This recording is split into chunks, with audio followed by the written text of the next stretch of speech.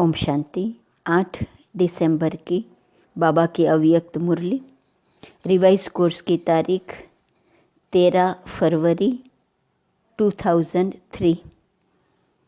वर्तमान समय अपना रहम दिल और दाता स्वरूप प्रत्यक्ष करो। आज वरदाता बाप अपने ज्ञानदाता, शक्तिदाता, गुणदाता, परमात्मा संदेश वाहक बच्चों को देख रहे हैं। हर एक बच्चा मास्टर दाता बन आत्माओं को बाप के समीप लाने के लिए दिल से प्रयत्न कर रहे हैं। विश्व में अनेक प्रकार की आत्माएं हैं। किन आत्माओं को ज्ञान अमृत चाहिए, अन्य आत्माओं को शक्ति चाहिए, गुण चाहिए। आप बच्चों के पास सर्व अखंड खजाने हैं। हर एक आत्मा की कामना पूर्ण करने वाले हो। दिन प्रतिदिन समय समाप्ति का समीप आने के कारण अब आत्माएं कोई नया सहारा ढूंढ रही हैं, तो आप आत्माएं नया सहारा देने के निमित्त बनी हुई हो। बाप दादा बच्चों के उमंग उत्साह को देख खुश हैं। एक तरफ आवश्यकता है और दूसरे तरफ उमंग उत्साह है।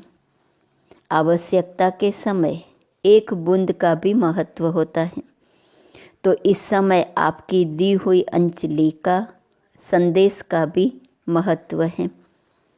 वर्तमान समय आप सभी बच्चों का रहमदिल और दाता स्वरूप प्रत्यक्ष होने का समय है। आप ब्राह्मण आत्माओं के अनादि स्वरूप में भी दातापन के संस्कार भरे हुए हैं। अनादि स्वरूप में दातापन के संस्कार भरे हुए हैं। इसलिए कल्प वृक्ष के चित्र में आप वृक्ष के जड़ में दिखाए हुए हैं, क्योंकि जड़ द्वारा ही सारे वृक्ष को सब कुछ पहुंचता है। आपका आदि स्वरूप देवता रूप, उसका अर्थ ही है देवता, अर्थात देने वाला। आपका मध्य का स्वरूप पूज्य चित्र है, तो मध्य में भी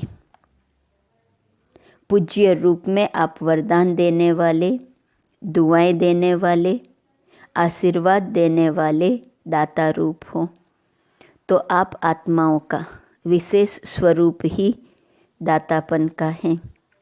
अनादि स्वरूप वृक्ष की जड़ों में सारे वृक्ष को देते हो। फिर है आदि स्वरूप देवता, देवता अर्थात देने वाला। मध्य स्वरूप पूज्य चित्र में भी वरदान देने वाले, दुआएं देने वाले, आशीर्वाद देने वाले दाता रूप हो। तो अभी भी परमात्मा संदेश वाहक बन, संगम युग में परमात्मा संदेश वाहक बन विश्व में बाप की प्रत्यक्षता का संदेश फैला रहे हैं। तो हर एक ब्राह्मण बच्चा चेक करो कि अनादि आदि दातापन के संस्कार हर एक के जीवन में सदा इमर्ज रूप में रहते हैं। दातापन के संस्कार वाली आत्माओं की निशानी, वह कभी भी यह संकल्प मात्र भी नहीं करते कोई दे तो देवे, कोई करे तो करे नहीं। निरंतर खुले भंडार हैं। तो बाप दादा चारों ओर के बच्चों के दातापन के संस्कार देख रहे थे। क्या देखा होगा? नंबरवार तो है ही ना। कभी भी यह संकल्प नहीं करो यह हो तो मैं भी यह करूं। दातापन के संस्कार वाले को सर्व तरफ से सहयोग स्वतः प्राप्त होता है। न सिर्फ आत्माओं द्वारा, लेकिन प्रकृति भी समय प्रमाण सहयोगी बन जाती है। यह सूक्ष्म हिसाब है कि जो सदा दाता बनता है उस पुण्य का फल समय पर सहयोग, समय पर सफलता उस आत्मा को सहज प्राप्त होता है। इसलिए सदा दातापन के संस्कार इमर्ज रूप में रखो। पुण्य का खाता 1 का 10 गुना फल देता है। तो सारे दिन में नोट करो, संकल्प द्वारा, वाणी द्वारा, संबंध संपर्क द्वारा पुण्य आत्मा बन पुण्य का खाता कितना जमा किया। मनसा सेवा भी पुण्य का खाता जमा करती है। वाणी द्वारा किसी कमज़ोर आत्माओं को खुशी में लाना, परेशान को शान की स्मृति में लाना, दिल शिकस्त आत्मा को अपनी वाणी द्वारा उमंग उत्साह में लाना, संबंध संपर्क से आत्मा को अपने श्रेष्ठ संग का रंग अनुभव कराना। इस विधि से पुण्य का खाता जमा कर सकते हो। इस जन्म में इतना पुण्य जमा करते हो जो आधा कल्प पुण्य का फल खाते हो, और आधा कल्प आपके जड़ चित्र पापी आत्माओं को वायुमंडल द्वारा पापों से मुक्त करते हैं। पतित पावनी बन जाते हो। तो बाप दादा हर एक बच्चे का जमा हुआ पुण्य का खाता देखते रहते हैं। बाप दादा वर्तमान समय का बच्चों का सेवा का उमंग उत्साह देख खुश हो रहे हैं। मेजॉरिटी बच्चों में सेवा का उमंग अच्छा है।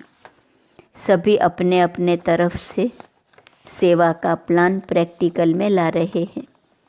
इसके लिए बाप दादा दिल से मुबारक दे रहे हैं। अच्छा कर रहे हैं और अच्छा करते रहेंगे। सबसे अच्छी बात यह है, सभी का संकल्प और समय बिजी हो गया है। हर एक को यह लक्ष्य है कि चारों ओर की सेवा से अभी उल्हने को पूरा जरूर करना है। ब्राह्मणों के दृढ़ संकल्प में बहुत शक्ति है। अगर ब्राह्मण दृढ़ संकल्प करें तो क्या नहीं हो सकता, सब हो जाएगा। सिर्फ योग को ज्वाला रूप बनाओ। योग ज्वाला रूप बन जाएगा तो ज्वाला के पीछे आत्माएं स्वतः ही आ जाएंगी, क्योंकि ज्वाला अर्थात लाइट मिलने से उन्हों को रास्ता दिखाई देगा। अभी योग तो लगा रहे हैं, लेकिन योग ज्वाला रूप होना है। सेवा का उमंग उत्साह अच्छा बढ़ रहा है, लेकिन योग में ज्वाला रूप अभी अंडरलाइन करनी है। आपकी दृष्टि में ऐसी झलक आ जाए जो दृष्टि से कोई न कोई अनुभूति का अनुभव करे। बाप दादा को फॉरेन वालों ने यह जो सेवा की थी कॉल ऑफ टाइम वालों की, उसकी विधि अच्छी लगी कि छोटे से संगठन को समीप लाया। ऐसे हर जोन, हर सेंटर अलग अलग सेवा तो कर रहे हो, लेकिन कोई सर्व वर्गों का संगठन बनाओ। बाप दादा ने कहा था कि बिखरी हुई सेवा बहुत है, लेकिन बिखरी हुई सेवा से कुछ समीप आने वाली योग्य आत्माओं का संगठन चुनो और समय प्रति समय उस संगठन को समीप लाते रहो और उन्हों को सेवा का उमंग बढ़ाओ। बाप दादा देखते हैं कि ऐसी आत्माएं हैं, लेकिन अभी वह पावरफुल पालना संगठित रूप में नहीं मिल रही है। अलग अलग यथाशक्ति पालना मिल रही है। संगठन में एक दो को देखकर भी उमंग आता है। यह ये कर सकता है, मैं भी कर सकता हूँ, मैं भी करूँगा, तो उमंग आता है। बाप दादा अभी सेवा का प्रत्यक्ष संगठित रूप देखने चाहते हैं। मेहनत अच्छी कर रहे हो, हर एक अपने वर्ग की, एरिया की, जोन की, सेंटर की कर रहे हो। बाप दादा खुश होते हैं। अब कुछ सामने लाओ। प्रवृत्ति वालों का भी उमंग बाप दादा के पास पहुंचता है, और डबल फॉरेनर्स का भी डबल कार्य में रहते सेवा में स्वयं के पुरुषार्थ में उमंग अच्छा है। यह देख कर के भी बाप दादा खुश हैं। ब्राह्मण आत्माएं वर्तमान वायुमंडल को देख विदेश में डरते तो नहीं हैं। कल क्या होगा, कल क्या होगा, यह तो नहीं सोचते हैं। कल अच्छा होगा, अच्छा है और अच्छा ही होना है। जितनी दुनिया में हलचल होंगी उतनी ही आप ब्राह्मणों की स्टेज अचल होंगी। ऐसे हैं डबल विदेशी, हलचल हैं या अचल हैं? अचल हैं। हलचल में तो नहीं है ना? जो अचल हैं वह हाथ उठाओ। अचल हैं। कल कुछ हो जाए तो भी अचल है ना? क्या होगा? कुछ नहीं होगा। आप ब्राह्मणों के ऊपर परमात्मा छत्र छाया है। जैसे वाटर प्रूफ, कितना भी वाटर हो लेकिन वाटर प्रूफ द्वारा वाटर प्रूफ हो जाते हैं, ऐसे ही कितनी भी हलचल हो लेकिन ब्राह्मण आत्माएं परमात्मा छत्र छाया के अंदर सदा प्रूफ हैं। बेफिक्र बादशाह हो ना कि थोड़ा थोड़ा फिक्र है क्या होगा? नहीं, बेफिक्र स्वराज्य अधिकारी बन, बेफिक्र बादशाह बन, अचल अडोल सीट पर सेट रहो, सीट से नीचे नहीं उतरो। अपसेट होना अर्थात सीट पर सेट नहीं है तो अपसेट हैं। सीट पर सेट जो हैं वह स्वप्न में भी अपसेट नहीं हो सकता। माताएं क्या समझती हो? सीट पर सेट होना, बैठना आता है, हलचल तो नहीं होती ना? बाप दादा कंबाइंड हैं। जब सर्वशक्तिवान आपके कंबाइंड हैं तो आपको क्या डर है? अकेले समझेंगे तो हलचल में आएंगे, कंबाइंड रहेंगे तो कितनी भी हलचल हो लेकिन आप अचल रहेंगे। ठीक है माताएं? ठीक है ना? कंबाइंड है ना? अकेले तो नहीं। बाप की जिम्मेवारी है। अगर आप सीट पर सेट हो तो बाप की जिम्मेवारी है, अपसेट हो तो आपकी जिम्मेवारी है। आत्माओं को संदेश द्वारा अंजलि देते रहेंगे तो दाता स्वरूप में स्थित रहेंगे, तो दातापन के पुण्य का फल शक्ति मिलती रहेंगी। चलते फिरते अपने को आत्मा करावनहार हैं और ये कर्म इंद्रियां करनहार कर्मचारी हैं। यह आत्मा की स्मृति का अनुभव सदा इमर्ज रूप में हो। ऐसे नहीं मैं तो हूँ ही आत्मा, नहीं, स्मृति में इमर्ज हो। मर्ज रूप में रहता है लेकिन इमर्ज रूप में रहने से वह नशा, खुशी और कंट्रोलिंग पावर रहती है। मज़ा भी आता है। क्यों? साक्षी होकर के कर्म कराते हो तो बार बार चेक करो कि करावनहार होकर कर्म करा रही हूँ। जैसे राजा अपने कर्मचारियों को ऑर्डर में रखते हैं, ऑर्डर से कराते हैं, ऐसे आत्मा करावनहार स्वरूप की स्मृति रहे तो सर्व कर्म इंद्रियां ऑर्डर में रहेंगी। माया के ऑर्डर में नहीं रहेंगी, आपके ऑर्डर में रहेंगी। नहीं तो माया देखती है कि करावनहार आत्मा अलबेली हो गई है तो माया ऑर्डर करने लगती है। कभी संकल्प शक्ति, कभी मुख की शक्ति माया के ऑर्डर में चल पड़ती है। इसीलिए सदा हर कर्मेंद्रियों को अपने ऑर्डर में चलाओ। ऐसे नहीं कहेंगे चाहते तो नहीं थे लेकिन हो गया। जो चाहते हैं वही होगा। अभी से राज्य अधिकारी बनने के संस्कार भरेंगे तब ही वहाँ भी राज्य चलाएंगे।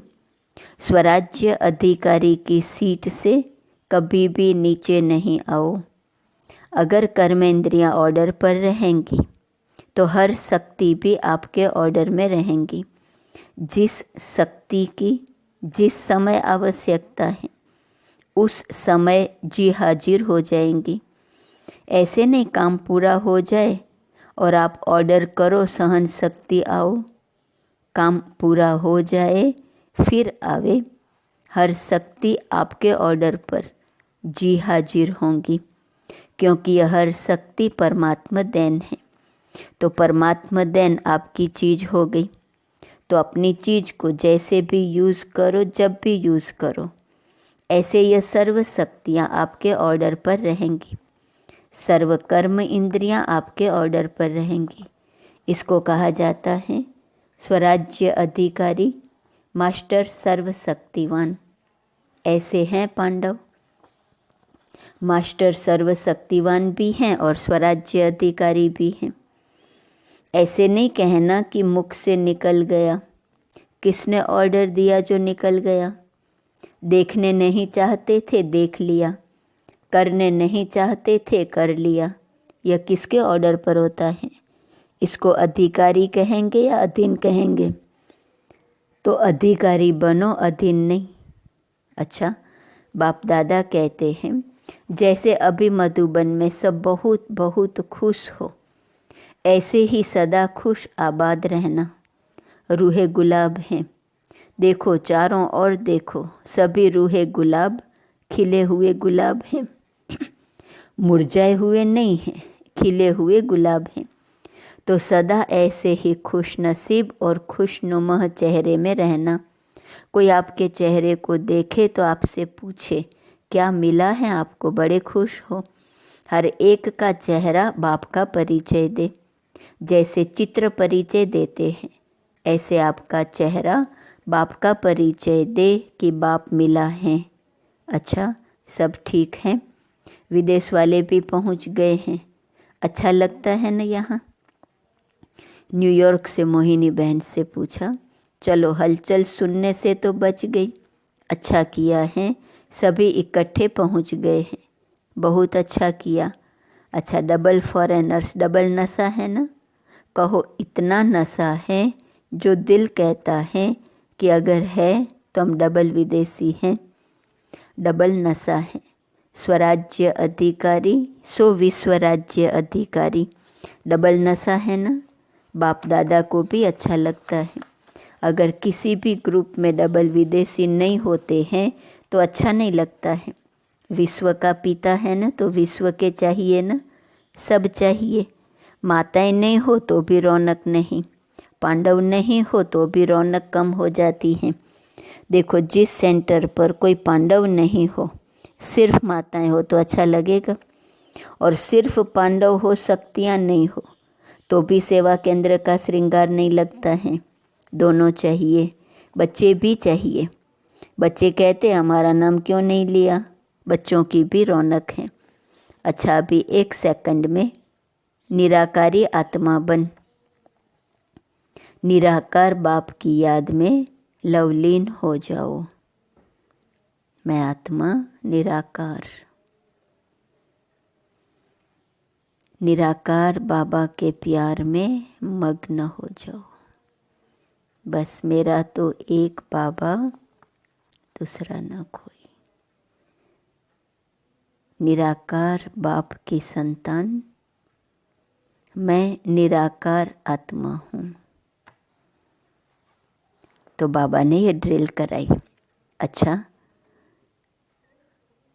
चारों ओर के सर्व स्वराज्य अधिकारी, सदा साक्षीपन की सीट पर सेट रहने वाली अचल अडोल आत्माएं, सदा दातापन की स्मृति से सर्व को ज्ञान शक्ति गुण देने वाले रहमदिल आत्माओं को, सदा अपने चेहरे से बाप का चित्र दिखाने वाले श्रेष्ठ आत्माओं को, सदा खुश नसीब खुशनुमा रहने वाले रूहे गुलाब, रूहानी गुलाब बच्चों को बाप दादा का याद, प्यार और नमस्ते।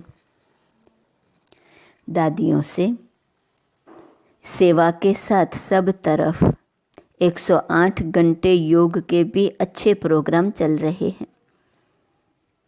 दादी ने ये समाचार दिया तो बाबा ने कहा, इस योग ज्वाला से ही विनाश ज्वाला फोर्स में आएंगी।